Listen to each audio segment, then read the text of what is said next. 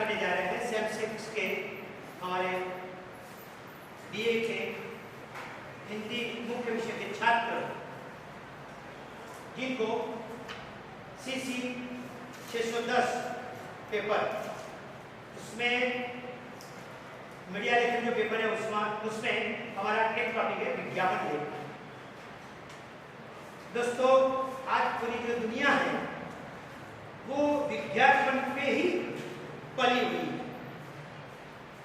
जैसे हम कहें कि विज्ञापन की जब बात करते हैं तो सबसे पहले हमको बात करने की है विज्ञापन का जो महत्व है उसकी बात करनी है। विज्ञापन का क्या महत्व है?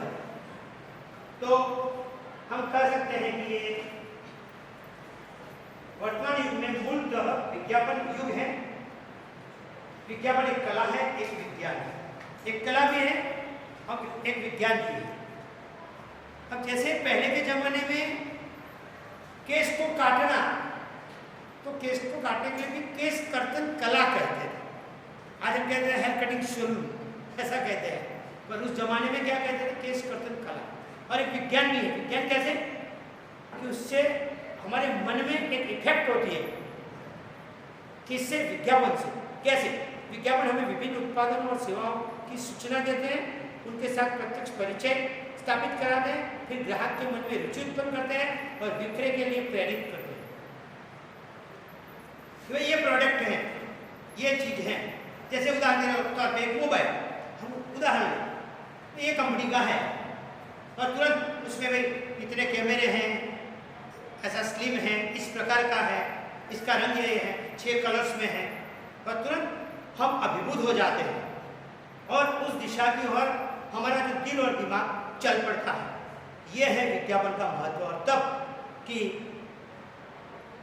विज्ञापन से बिक्री बढ़ती है, लाभांश बढ़ता है, उत्पादन का स्तर बढ़ता है और तब उपभोक्ता को अपेक्षाकृत कम मूल्य में उत्तम वस्तु प्राप्त होती है। जैसे और एक उदाहरण दो, जैसे बालाजी वेफर्स, तो ढेर सारी वेफर्स होंगी अलग अलग कंपनियों की, और तुरंत पता कि भाई वो नहीं, बालाजी वेफर्स चाहिए, क्योंकि उसका स्वाद, उसकी वेफर्स, उसका पैकिंग, इससे हम तुरंत आकर्षित हो जाते हैं। छोटे बच्चे भी तुरंत मांगते हैं। पहले के जमाने में दातुन था, दातुन करते थे, और जब दातुन निकल गया और ब्रश आया तो छोटे छोटे गांव में भी कॉलगेट मिलती थी, इसलिए सुबह उसने भी कॉलगेट की। और आज तो ढेर सारी दंत क्रांति तक आ गई और हमने देखा है, तब हमको पता चला है। फिर जैसे हम कहते हैं विज्ञापन की परिभाषा, जो दूसरा पॉइंट है उसमें कि भाई उसकी भी एक परिभाषा है। तो विज्ञापन क्या है? तो विज्ञापन शब्द की उत्पत्ति 2 शब्दों के योग से, वि उपसर्ग है, ज्ञापन के संयोग से विज्ञापन शब्द बना है। वि का अर्थ है विशेष रूप से और ज्ञापन का अर्थ है जानकारी देना, यानी विशेष रूप से जानकारी देना, वो है विज्ञापन।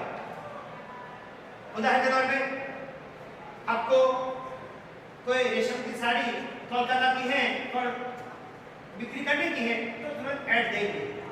आपको आपकी किसी की शादी है और मानो कुर्ता पायजामा पहनने का है, तो 2-4 ऐसे लड़कों का फोटो और कुर्ता पायजामा पहना और बताएंगे कि ये कुर्ता पायजामा रेमंड का है, इसका है, ये है, वो है।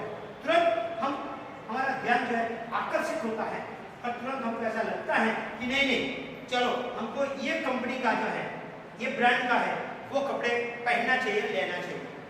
किसकी वजह से? विज्ञापन की वजह से। और तब कि जिसका अर्थ है, मूल जो अर्थ है शब्द एडवर्ट, लैटिन शब्द है, लैटिन भाषा का शब्द है, और उसमें से कैसे एडवर्टाइजिंग, और तब बताते हैं कैसे कि जिसका अर्थ है टू टर्न, टू अर्थात किसी की ओर मोड़ना। हमको ऐसा लग रहा है कि हाँ भाई चलो हमको उसकी ओर ध्यान आकर्षित करने का।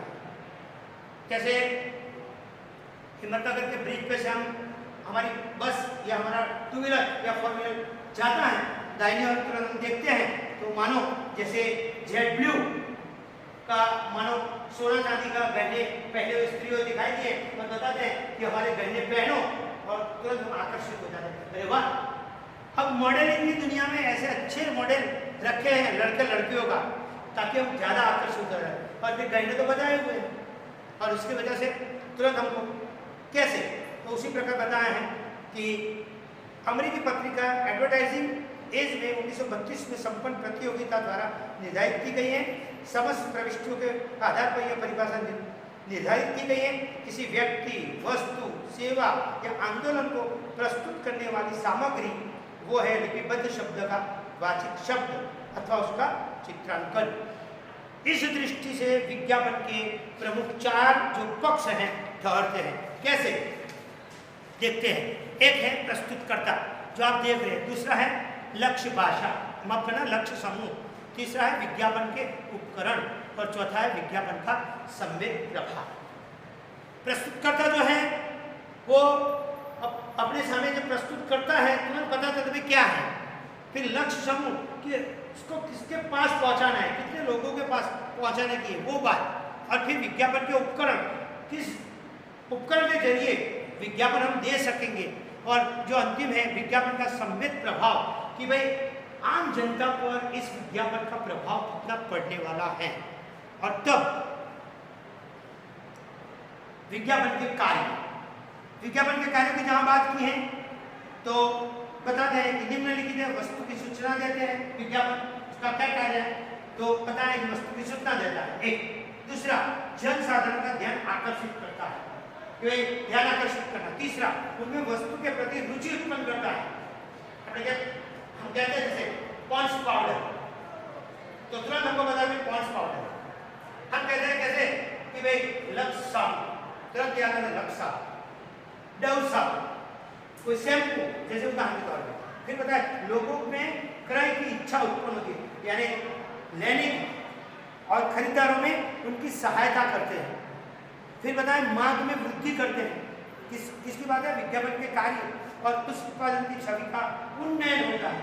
ये है विज्ञापन के कार्य। अब हम जा रहे हैं विज्ञापन के गुण की बात बता रहे हैं कि भाई विज्ञापन वही अच्छा माना जाता है जो जनता के ध्यान को अधिकतम आकर्षित करने की क्षमता रखता है, वो है विज्ञापन के गुण। फिर बताएं कैसे कि जो वस्तु एवं संगठन के प्रति विश्वास उत्पन्न करता है, जो अभिनव तथा मौलिक साज सज्जा युक्त हो, जो साक्षर निरीक्षक सभी के लिए सुबोध हो, जो गतिशील हो और चाव उत्पन्न करे, वो है विज्ञापन के गुण। तुरंत हम पूछते हैं वे ये कौन सा सीमेंट है? तुरंत हम पूछते हैं कि अंबुजा सीमेंट है। फिर कौन सा सीमेंट है? तो ये सीमेंट हमें नहीं चाहिए, हमें अंबुजा चाहिए, अल्ट्राटेक चाहिए। क्यों? कि जो फेमस है, विज्ञापन ने हमको हमारे पे ज़्यादा प्रभाव डाला है और उसकी गुणवत्ता भी ज़्यादा अच्छी है। लोगों को बार बार पूछते हैं, उसका बाद में उपयोग करते हैं क्या। फिर बता दें विज्ञापन के प्रकार। विज्ञापन के प्रकार जो है उसमें एक है भौगोलिक आधार, दूसरा है संचार माध्यम के आधार, तीसरा है उद्देश्य के आधार, चौथा है प्रस्तुति के आधार, पांचवा है विज्ञापन के आधार के आधार। अब देखिए भौगोलिक आधार में हम बात करें तो उसके 4 हैं कि कौन से अंतर्राष्ट्रीय विज्ञापन, दूसरा राष्ट्रीय विज्ञापन, तीसरा आंशिक विज्ञापन और चौथा है स्थानीय विज्ञापन। अब देखिए अंतर्राष्ट्रीय बात करते हैं तो पूरे विश्व की बात आ जाती है, राष्ट्रीय बात करते हैं तो देश भर की बात आ जाती है, आंचलिक राष्ट्रीय आंचलिक बात करते हैं तो अंचल की बात आती है, और स्थानीय यानी जिस गांव में जहां रहते हैं वहां की बात। तो हमारी प्रोडक्ट कहां तक ले जाने की? गांव तक ले जाने की, अंचल तक ले जाने की, तहसील तक, जिले तक, या फिर राष्ट्रीय देश तक ले जाने की, या विश्व तक, विश्व फलक पर। जैसे हमने हमारे देश की जो हल्दी है वो पूरे देश भर में नहीं पूरे विश्व भर में आज उसका बखान हो रहा है तो हल्दी तो इंडिया है। क्यों भाई? तो इसका गुण इतना अच्छा।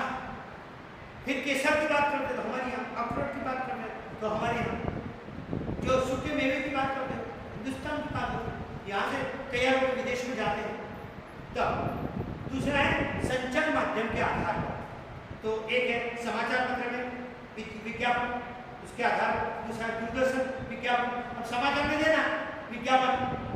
आज बाबा रामदेव हैं, संदेश और गुजरात का हर पृष्ठ पे वो देते हैं बार-बार कि आज जो है वो पाउडर की आज है, तो जैसे उदाहरण के तौर पर शैम्पू की आज है, साबुन की आज है, जैसे बिस्किट की अलग अलग। फिर बताते हैं कि रेडियो विज्ञापन पहले आता है, ये बिना का रेडियो है।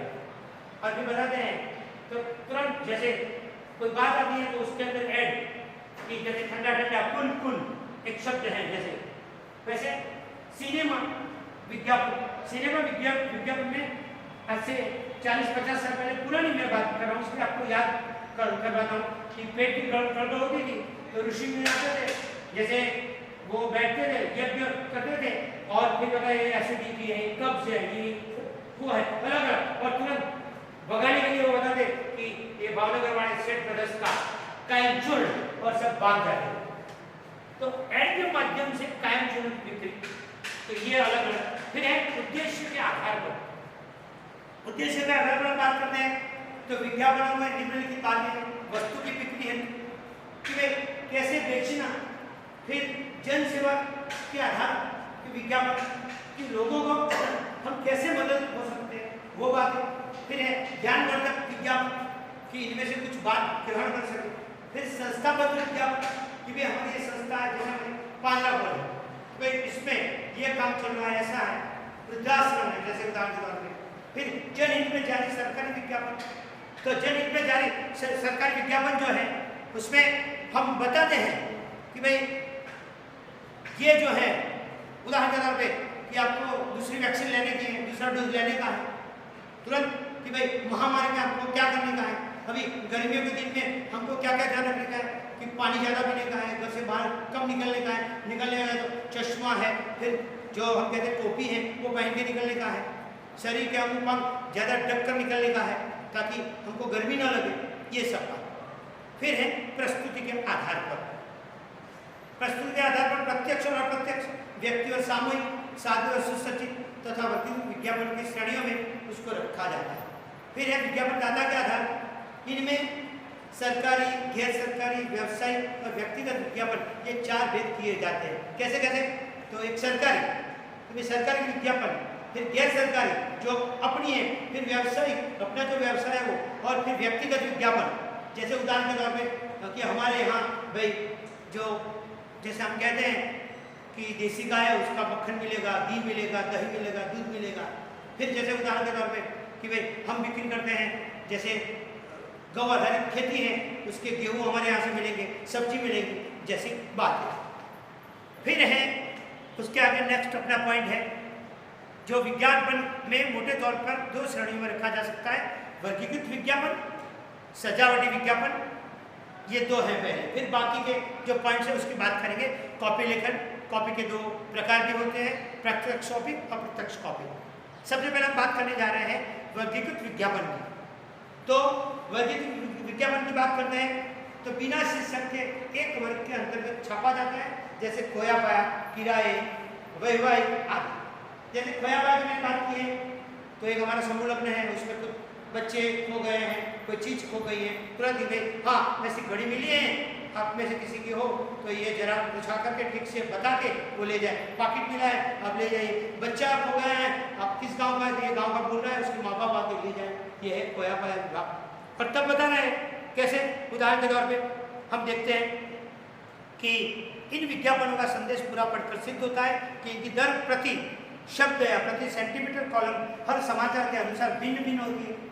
समाचार में, पत्र में जब आपको विज्ञापन देने की है तो बताता है 4x6, 6x10 इतना सेंटीमीटर, इसकी 1400 रुपया, 1200 रुपया, आपको रंगीन में 2000 रुपये, 3000 रुपये, ये है विज्ञापन। तो जैसे बताया वर्गीकृत विज्ञापन।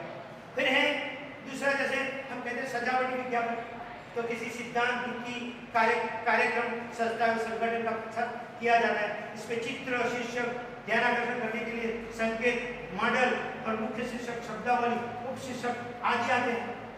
जैसे कोई स्कूल है उसका लोगो, कोई कॉलेज है उसका लोगो, कोई संस्था है उसका लोगो, और फिर बाद में उसको कलर, उसका फॉन्ट, उसका मोड, और उसके जरिए जैसे हमको देने का है वो है सजावटी विज्ञापन। फिर है कॉपी लेखन। विज्ञापन लेखन का मूल आधार है कॉपी लेखन। यह विज्ञापन कला का सबसे महत्वपूर्ण अंग है। कॉपी का तात्पर्य है विज्ञापन में प्रयुक्त सामग्री अर्थात ब्रांड का नाम, शीर्षक, नारा, शब्द आदि। कॉपी के द्वारा विज्ञापन का संदेश ग्राहक तक पहुंचता है। ये कॉपी 2 प्रकार के होते हैं, प्रत्यक्ष कॉपी और अप्रत्यक्ष। जो सीधे ग्राहकों को संवाद करती है वो प्रत्यक्ष है, और अप्रत्यक्ष कॉपी है वो जैसे बता दें जो कंपनी की विश्वसनीयता प्रचार प्रसार करती है। देखिए एक उदाहरण देने में जा रहा हूँ विश्वसनीयता और अप्रत्यक्ष कॉपी। जैसे रेमंड है तो रेमंड वाले को बार बार वो विज्ञापन नहीं देनी पड़ती, वो साल में 2 बार देते हैं, दीपावली की छुट्टियों में और जनवरी के बाद में, कि भाई हमारा जो सेलिंग है उसमें आपको 10% या 20% मुनाफा होगा, हम आइए और हमारी ब्रांड खरीदिए। तो फिर आगे चलते हैं। विज्ञापन कॉपी लेखन के समय इन 3 बातों की जानकारी अपेक्षित है: उत्पाद, समस्याएं, संभावना। और उसके बाद का जो पॉइंट है उसमें अच्छी विज्ञापन कॉपी में 4 गुण आवश्यक होने चाहिए। एक है आकर्षण बढ़ाना, रुचि बढ़ाना, फिर इच्छावर्धन करना, और फिर है कार्य के लिए प्रेरित करना। दोस्तों विज्ञापन कॉपी लेखन के समय इन 3 बातों की जानकारी को उत्पादन कितना करने का है, मांग है कि नहीं, उसके जरिए फिर समस्याएं, कौन कौन सी समस्याएं आती हैं, उन समस्याओं का कैसे हल निवारण करना। फिर संभावना है कि भाई संभावना क्या है, हमारा जो माल है वो बिकेगा या गोडाउन में पड़ा रहेगा। विज्ञापन के जरिए हम समझ सकते हैं। तब अच्छे विज्ञापन कॉपी में 4 गुण अवश्य होने चाहिए। तो जो 4 गुणों की बात की है वो कौन कौन से, तो जैसे बताने का क्या है, हमारे सामने बात की है आकर्षक बढ़ाना कि पैकिंग कैसे, फिर रुचि बढ़ाना कि भाई सामने वालों को मन में रुचि करने में ये तो जरूरी है। जैसे पैकिंग अच्छा होता है तुरंत हमारा मन भी, पैकिंग अच्छा नहीं होता तो हम नहीं पकड़ते। जैसे बाघ बकरी चाय उदाहरण ले लीजिए, तुरंत टाटा की कोई चीज़ है तुरंत ले लेते हैं उदाहरण के तौर पर, मारुति की कोई चीज़ है तुरंत हम ले लेते हैं, रिलायंस की कोई तुरंत ले लेते हैं। क्यों? उसका पैकिंग अच्छा होता है। और तब बताएं इच्छावर्धन, अंदर से स्फूर्णा कि भाई चलो ये इतनी चीज़ें हैं बिक्री करेंगे तो उसके बाद में हमको मुनाफा होने वाला है, तो वो इच्छावर्धन की भाई ज़्यादा बिके। कार्य के लिए प्रेरित करना, तुरंत कोई सामने से अपन को आता है कि भाई हमारी ये कंपनी का साबुन आप बेचने वाले, तुरंत बताएंगे नहीं नहीं आपकी कंपनी इतनी जोरदार नहीं है। पर दूसरी जो फेमस है वो हमको दे जाएंगे, तुरंत बताएंगे हाँ आपका जो माल है सामान है वो अगर हम तुरंत जो है बेच सकते हैं। और उस दृष्टि में तुरंत हम कहते हैं कि भाई हाँ हमें जो माल है आप दे जाइए, और फिर तुरंत आपके जितने भी हैं वो समाप्त हो जाएंगे। तब विज्ञापन में कॉपी लेखन, नेक्स्ट कि विज्ञापन कॉपी लेखन में निम्नलिखित आधारों को ध्यान में रखा जाता है। एक मूल पाठ या मुख्य भाग, दूसरा शीर्षक, तीसरा शीर्षक, चौथा अंत, पांचवा दृश्य, छठा बॉर्डर। 12 है। अभी इस स्क्रिप्ट में हम इतने की चर्चा करेंगे। सबसे पहले कि मूल पाठ या मुख्य भाग तो क्या है, तो बताते हैं मुख्य भाग तथा संस्था उत्पाद के बारे में पूरी जानकारी देनी चाहिए। उत्पादित वस्तु अथवा सेवा की विस्तृत जानकारी इस बात में होती है। इसका लेखन अनुच्छेदों में किया जाता है, 2-3 पंक्तियों में। कैसे, जरा ठीक से आंकड़ों और चित्रों से कंपनी से संपर्क करने पर जोर होता है कि भाई हमने गत साल इतना बिक्री की थी, इतना माल प्रोडक्ट किया था, इतना बिक गया, इतने बाजार में अच्छी तरह से आप भी वो कर सकते हो। जैसे वैसे मूल पाठ का संक्षिप्त, सुगठित, सरल और प्रभावी होना आवश्यक है। यह है मूल पाठ या मुख्य भाग। दूसरा है शीर्षक, हम कहते हैं टाइटल, हेडिंग। कैसे, विज्ञापन में पाठकों, दर्शकों, श्रोताओं का ध्यान शीर्षक की आकृष्टता करता है। शीर्षक में 2 बात मुख्य रूप से है। एक है दर्शक यानी श्रोता, उसका ध्यान आकर्षित करना दोस्तों। दूसरा है कैसे सरल एवं प्रभावपूर्ण तरीके से कम शब्दों एवं समय में संदेश की ओर इशारा करना। ये 2 बात है वो शीर्षक में है, ताकि तुरंत ध्यान आकर्षित होता है। टाइटल अच्छा हो तो, टाइटल अच्छा नहीं है तो बिक्री करने की जहाँ बात है वो ठीक से नहीं हो पाती है। फिर उपशीर्षक, सब टाइटल, सब हेडिंग। कैसे, तो बताते हैं कि विज्ञापन में फैली कॉपी में उपशीर्षक आंखों कानों को उसी प्रकार का सुख देते हैं जैसे समाचार के छोटे छोटे उपशीर्षक। उपशीर्षक मुख्यतः 2 कार्य करता है। मुख्य शीर्षक के बाद अन्य प्रमुख बातों को प्रकाश में लाना और आंखों कानों को सुख पहुंचाना। तुरंत हम कह रहे हैं ये फिल्म, इसका डायलॉग बहुत अच्छा है, ये प्रोडक्ट, इसका डायलॉग बहुत अच्छा है, और जो नहीं लगता है तुरंत हमारी आंखों को सुख नहीं देता है। हम कहते हैं मजा नहीं आ रहा है, फिर फिल्मों में क्या होगा, फिर प्रोडक्ट में क्या होगा।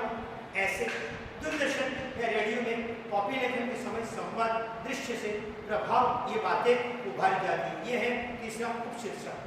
फिर अंत क्लोजिंग बताएं कि इस भाग में विज्ञापन के अंत में संस्था का पूरा नाम दिया जा रहा है कि भाई ये कंपनी की प्रोडक्ट है, इस जगह भी है, यहाँ से ये तैयार होती है, ये उसका अंत। पांचवा है दृश्य चित्र, जिसको हम कहते हैं विजुअल फोटो।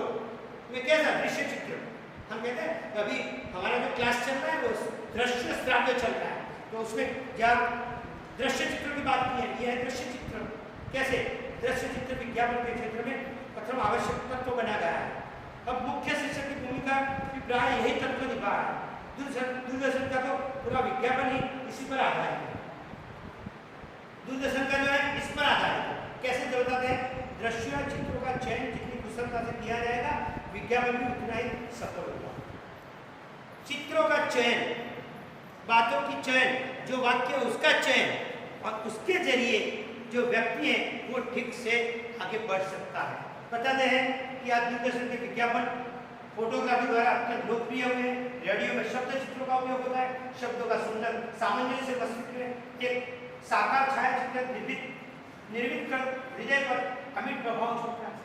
जैसे पहले रेडियो था, तो रेडियो में तुरंत सुबह में 6:30 बजाते थे कि भाई प्रभात किया, और तुरंत शुरू होता स्वयं, और तुरंत पता चल जाता था कि चलो ये प्रभात शुरू हुआ। फिर बताते अब बोध कथा, तो हमारे दिल दिमाग में रेडियो से तुरंत पता अब बोध कथा करने वाले हैं। और तब जैसे यहाँ हमारे सामने बातें बताने का प्रयत्न किया है। छठा है बॉर्डर। अब हम कहते हैं कोई चित्र है, कोई एडवर्टाइजमेंट है, उसका चित्र अगर बॉर्डर बनाने का है तो बॉर्डर कैसी रखना। आज हम कंप्यूटर के जरिए ढेर सारी बॉर्डर है, उसके अंदर उसका उपयोग कर सकते हैं। ये हमें बताने का बॉर्डर का भी महत्व है। विज्ञापन की संपूर्णता अथवा उसकी एक संपूर्ण पहचान इकाई के लिए बॉर्डर का प्रयोग किया जाता है। दूरदर्शन एवं रेडियो में एक खास ध्वनि चित्र संकेत या ठहराव के द्वारा इसको इंगित किया जाता है, और तुरंत फिर आता है जैसे ध्वनि, म्यूजिक और फिर बॉर्डर, उसके जरिए हमको पता चलता है कि ये है पूरा का पूरा चित्र। फिर है ट्रेडमार्क एवं लोगो, एक शब्द है जो 7वां है। ट्रेडमार्क और लोगो, नारा, रूपरेखा, टाइप सेटिंग, रंगों का चुनाव, और अंतिम है खाली पड़ी जगह का अनुपात।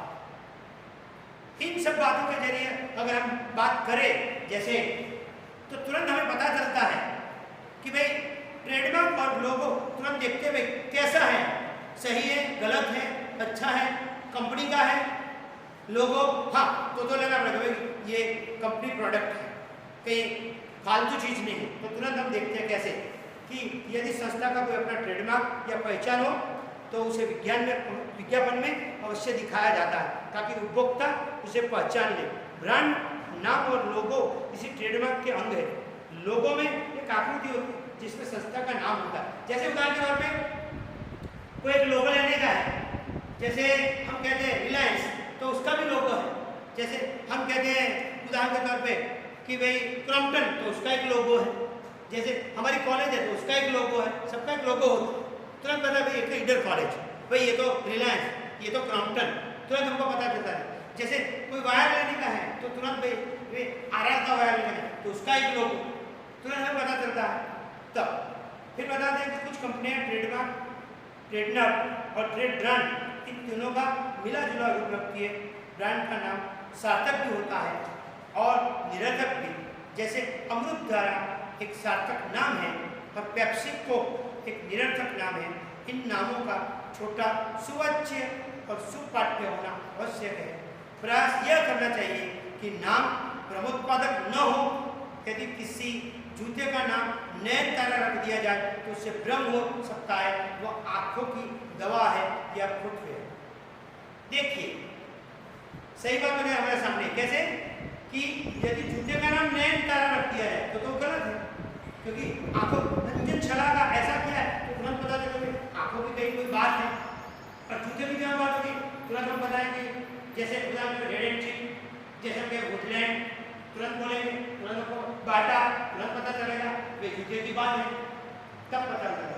फिर नारा, स्लोगन, जैसे बताएं स्लोगन कैसे कि भाई कि क्या एक अच्छा स्लोगन भी, और उसके अलावा अगर स्लोगन ठीक से नहीं होगा तो फिर हम आगे नहीं बढ़ सकते। कैसे? एक अच्छा स्लोगन में जैसे अमूल वाला है, अमूल वाला क्या बोलता है? अमूल दूध पीता है इंडिया, तुरंत स्लोगन से। और जैसे स्लोगन देते हैं तुरंत कि हाँ ये अमूल की बात है। और आप तो देखिए अमूल में भी गाय का दूध, भैंस का दूध, इतने फैट का दूध, इतने फैट का दूध, इतने कैलोरी का, इतने कैलोरी का, और तुरंत उससे पता चलता है कि हाँ भाई ठीक है, तो उसका उपयोग हमें करने का है। तो यहाँ भी जैसे बताएगा। फिर बताया है रूपरेखा, रूपरेखा का मतलब है आउटलाइन। फिर बताया कि जैसे बात करना उसमें जो नारा है स्लोगन में, उसमें एक और बात बताने का है कि आकर्षक वाद्यों एवं आकर्षक जुमलों का प्रयोग वह उपभोक्ता को आकृष्ट करता है। एक सफल कॉपी लेखक वही है जो लुभावने नारों से उपभोक्ता का ध्यान आकृष्ट कर सके और उन्हें उत्पादन खरीदने को प्रेरित कर सके। और तुरंत हम आकर्षित हो जाते हैं स्लोगन से, नारे से। और फिर बताया है नौवा रूपरेखा, तो आउटलाइन, इसका तात्पर्य है संयोजन। जो विज्ञापन पत्र पत्रिका में प्रकाशित होता है उसकी रूपरेखा, उससे संबंधित चित्र, पूरा नक्शा या प्रारूप बनाना होता है। हम जिसको कहते हैं रूपरेखा, प्रारूप, वे आउटलाइन क्या है, कैसे हमको तैयार करने का है पूरा का पूरा। किसी के पास हम चलते हैं तो आपके पास कोई रूपरेखा है कार्यक्रम की, कोई कार्यक्रम करने का है, कोई हिंदी दिवस करने का है, उसकी रूपरेखा नहीं है सर, तो चलो पहले बैठते हैं उसका आउटलाइन रूपरेखा बनाते हैं और उसके जरिए फ्रेमिंग करते हैं हमको क्या करने का है, किसको बुलाने का है, किस स्थिति में जाने का है, कौन सा पर्दा रखेंगे, किसके साथ बात करेंगे, किसको बुलाने का है, कौन पहला उड़ेगा, कब प्रार्थना होगी, कब, तो ये है आउटलाइन। और उसके जरिए रूपरेखा, उसके जरिए हम चलते हैं। तब तो बता दें यहाँ कि इसमें सर्वप्रथम विचारणीय है विज्ञापन का स्वरूप, तो कैसा स्वरूप होना चाहिए। फिर बताते हैं जैसे उदाहरण उसका लक्ष्य उपभोक्ता वर्ग, कि भाई जो खरीदने वाला है वो कैसे खरीदेगा, उपभोक्ता वर्ग है, उसके जरिए उसका क्षेत्र कहाँ तक ये हम ले जाएंगे। और फिर बताएं प्रस्तुति की प्रणाली, कि भाई ये गुजराती में बनाएंगे, हिंदी में बनाएंगे, अंग्रेजी में बनाएंगे, मराठी में बनाएंगे, उर्दू में बनाएंगे, पंजाबी में बनाएंगे, तो ये सब बात है। तब कैसे कि कॉपी का स्थान कहाँ होगा, शीर्षक उपशीर्षक कहाँ जाएगा, भाई शीर्षक बनाएगा तो टाइटल कैसा होगा, उपशीर्षक तो कैसा वो होगा, उसकी तैयारी। लेखक एक बार में तय करके विज्ञापन की कॉपी नहीं बना लेता, कई रफ स्केच वो तैयार करता है। जैसे हम आपको बताते हैं उदाहरण के तौर पर कि भाई परीक्षा में आपको ठीक से प्रश्नों को लिखने का है तो एक बार लिखिए, 2 बार लिखिए, उसमें कोई गलती हो तो सुधार आ जाएगा और फिर फेर होगा, फिर फेर कीजिए। जैसे अब सीधे लिखते हो वो और मानो फिर बाद में लिखने का है वो, उस दोनों में बदलाव है और उसके जरिए हमें पता चल जाता है। तब कि रूपरेखा बनाते समय कई बातें ध्यान दी जाती है। एक कौन सी बातें? एक ही चित्र रंगीन हो या सादा, जैसे बताएं अपने मस्तिष्क में बनने वाले बिंबों को वह कई बार अलग अलग जगहों पर व्यवस्थित करता है। विज्ञापन में कई बातें इंगित होने पर भी उसे एक इकाई होनी चाहिए या उसमें एकरूपता बना रहना चाहिए, यानी यूनिटी, जैसे बताने की बात की। यहाँ जो अपना 9वां पॉइंट है रूपरेखा, उसकी मैं चर्चा कर रहा हूँ। फिर उसमें संतुलन, बैलेंस होना चाहिए। बॉडी, शीर्षक, हेडिंग और चित्र में एकरूपता एवं संतुलन आवश्यक है। इसके अलावा हम चल नहीं पाते हैं। फिर बताया है विरोधाभास, कॉन्ट्रास्ट, रंगों के संयोजन में रंगों का विरोधाभास पाठकों एवं दर्शकों को आकृष्ट करता है। विज्ञापन को भी प्रभावी बनाने के लिए यह सब आवश्यक है कि भाई विज्ञापन बनाते समय कलर्स कैसे चूज करो। कभी कभार हम कहते हैं तो भपकेदार है कलर, कभी कभी बताते हैं तो शांत ठंडे कलर, कभी बताते हैं कि ये बहुत डार्क है, कभी बताते हैं ये बहुत लाइट है। तो कॉन्ट्रास्ट, कैसा कलर, तो एक विज्ञापन बनाने में ढेर सारे लोगों को इन्वॉल्व किया जाता है, तब एक अच्छी विज्ञापन बनती है। तो हमारे सामने भी बताने का प्रयत्न किया है। और तब कैसे कि विज्ञापन को प्रभावी बनाने के लिए ये सब आवश्यक है। फिर है सामंजस्य, फिर आंखों की गति, मूवमेंट, फिर बताया कैसे इन सबके सब 5.8 ऑप्टिकल सेंटर कहा जाता है। इन सबका ध्यान रूपरेखा निर्माण के समय रखना है कि भाई आंखें सामने कैसे देखते ही अच्छा लगे। कभी कभार तो हम कोई विज्ञापन देखते हैं तो बस में या मानो अपनी फोर व्हीलर में चलते हैं तब ऐसा लगता है कि ये जो है पात्र हमारे सामने देख रहा है। पहले उसके सामने देखते हैं और आगे चलते हैं तो आंखें यूं और यूं करते करते ऐसा लगा और फिर बात छूट जाती है। हमको ऐसा लगा कि शायद ये चित्र है, वो चित्र मानो बोल रहा है। ये है विज्ञापन। विज्ञापन में वो ताकत है और उसके जरिए जो व्यक्ति है कोई भी प्रोडक्ट उसकी ओर आकर्षित होता है। फिर बताया है कैसे कि उसकी रूपरेखा मौलिक हो और विज्ञापित वस्तु की केंद्रीय भावभूमि से जुड़ी हुई हो, उसके माध्यम से सही सूचना मिले, सारा विज्ञापन तर्क पर आधारित हो, वह उपभोक्ता में तीव्रता या तत्परता भर सके। ये है रूपरेखा। फिर है टाइप सेटिंग। देखिए दोस्तों, फॉन्ट की बात है, अक्षरों की बात है। विज्ञापन में छोटे बड़े कैसे अक्षर होने चाहिए, अगर वो भी नहीं होंगे, दूर से अगर हमको पढ़ने का है और पढ़ाई नहीं दे रहा है तो वो भी गलत।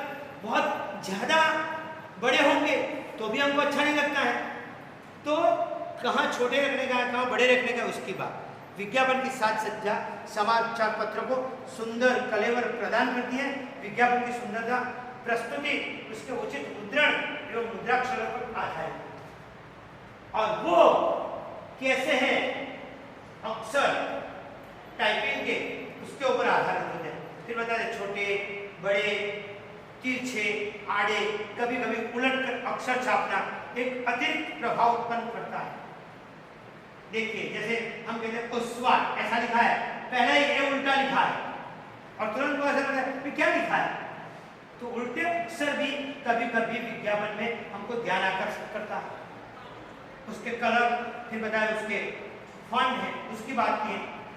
टाइपों को ऊंचाई के अनुसार प्राइवेट्स में व्यक्त किया जाता है। 1 इंच में 72 प्राइवेट्स होते हैं। उसी आधार पर 6, 7, 8, 9, 10, 11, 12, 14, 16, 18, 20, 24, 30, 36, 42, 48, 60, 72 तक ये फॉन्ट होते हैं अलग अलग छोटे मोटे।